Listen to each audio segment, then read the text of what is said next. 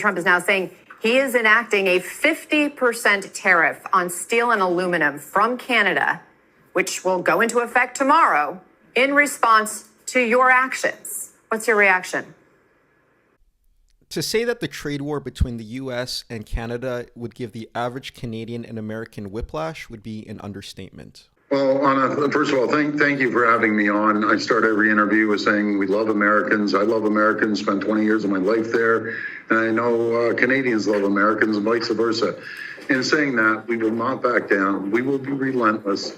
I apologize to the American people that President Trump decided to have an unprovoked attack on our country, on families, on jobs, and it's unacceptable. Let's work together. Let's get to the table if he has issues, and let's sort this out. You see the market tumbling. By midday today on Tuesday, March 11th, the threats from both Canada and the US have gone both ways. This has created a lot of uncertainty, especially in the stock market.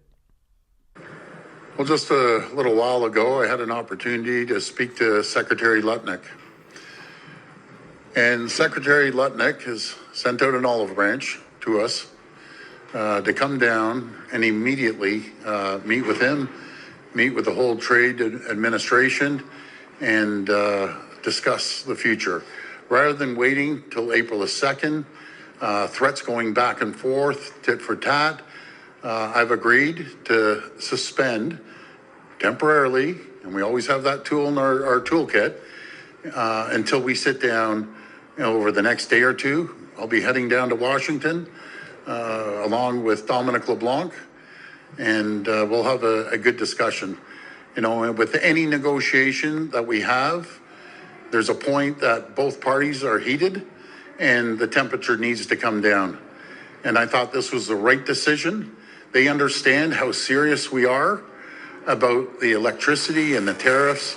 And rather than going back and forth and having threats to each other, we have both agreed, let cooler heads prevail. We need to sit down and move this forward. This is a massive, massive deal, the USMCA, which the federal government will be leading the charge. I'll be sitting down with all our premiers tomorrow as well and discussing this and their issues as well. So we're going to go down there and we're going to go down there with confidence. We're going to go down there with strength. And again, hopefully we can move this forward.